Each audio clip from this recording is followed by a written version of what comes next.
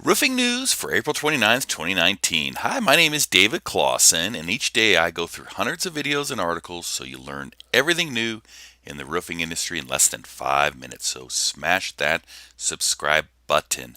And all the videos and articles, the links will be down below so you can watch the entirety of that. Let's start off with Exteriors by Gary Whitlock. Great tips, even if you're an experienced roofer.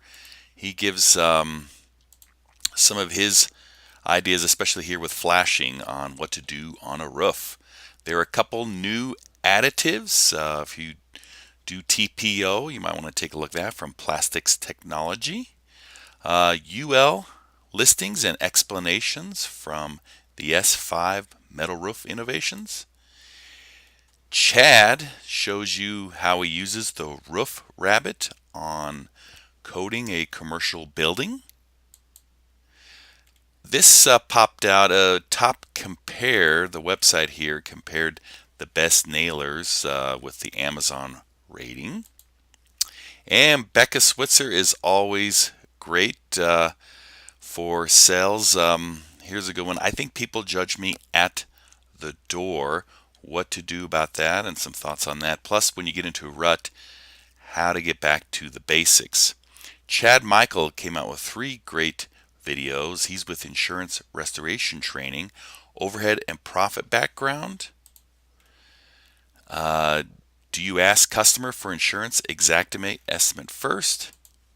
And pay scales for roofing sales reps. And you need a little inspiration. Ray Castellanos went from kind of tough times to making a lot of money. And a good laugh on Monday. How can you beat the best damn roofer? Global warming. It is pretty funny. It's only 34 seconds long. So if you're liberal, you might not want to watch it. So I'll warn you beforehand. And the roofing news is brought to you by the Roofing Webmasters. Make sure to watch my video, Why Every Roofer Needs the Roofing Webmasters.